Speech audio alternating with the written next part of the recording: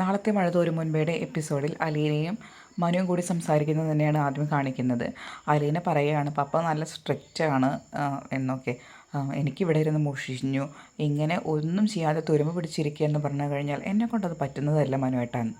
അപ്പം മനു തിരിച്ചു ചോദിക്കുകയാണ്, അതിനൊറ്റ സൊല്യൂഷനേ ഉള്ളൂ, ഞാൻ അങ്ങോട്ട് വരാം, എന്നിട്ട് നിന്നെ ഇങ്ങോട്ട് കൊണ്ടുവരാം.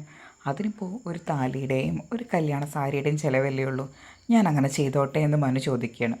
അപ്പോൾ അലീനൻ ചിരിക്കുകയാണ്. അപ്പം മനുവിനൊരു സമാധാനം. പിറ്റേ ദിവസം മനു വൈജയെ കാണാൻ വേണ്ടിയിട്ട് നെടുമ്പുരയ്ക്കൽ പോവുകയാണ്. ആ പിള്ളേരൊക്കെ പറയുന്നുണ്ട് അച്ഛനും അമ്മയും തമ്മിൽ ഇടയ്ക്ക് വഴക്കൊക്കെ ഒന്ന് ഉണ്ടാവുന്നുണ്ട്, അച്ഛൻ്റെ ഒരു ഡോസ് കേട്ടാൽ അമ്മ ഒന്ന് ഒതുങ്ങും, ഒരാഴ്ചയ്ക്കൊക്കെ ഒന്നൊരു ഒതുക്കുണ്ടാവും എന്നൊക്കെ. പിന്നെ അലീനയെ കുറിച്ചിട്ട് വൈജ മനുവിൻ്റെ അടുത്ത് കംപ്ലൈൻറ്റ് പറയുകയാണ്. അതായത് എൻ്റെ ജീവിതം ചവിട്ടി മെതിച്ച് നശിപ്പിച്ചിട്ട് പോയവളാണ് അവൾ, അവളോട് എനിക്കൊരിക്കലും മറക്കാൻ പറ്റില്ല. ഇപ്പോൾ എൻ്റെ ഭർത്താവും എൻ്റെ വീട്ടുകാരും എല്ലാം അവളുടെ പക്ഷത്താണ് എന്ന്.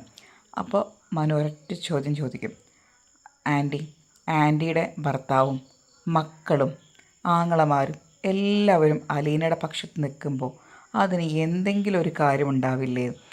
അതായത് ആൻറ്റിയുടെ പാസ്റ്റ് അറിയുന്നത് കൊണ്ടല്ലേ അവരങ്ങനെ നിൽക്കുന്നത് എന്ന്.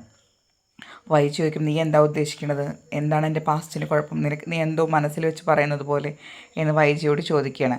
അപ്പോൾ മനു പറയും, ആൻറ്റിയുടെ ലൈഫിൽ നിന്ന് അലീനയ്ക്ക് ഒരിക്കലും പോകാൻ പറ്റില്ല, ആൻറ്റി എങ്ങനെ വലിച്ചു പറിച്ച് ദൂരെയിട്ടാലും അവൾക്ക് പോകാൻ പറ്റില്ല, കാരണം ആൻറ്റിയുമായിട്ടൊരു വലിയ ബന്ധം അവൾക്കുണ്ട് എന്ന് പറയുകയാണ് മനു.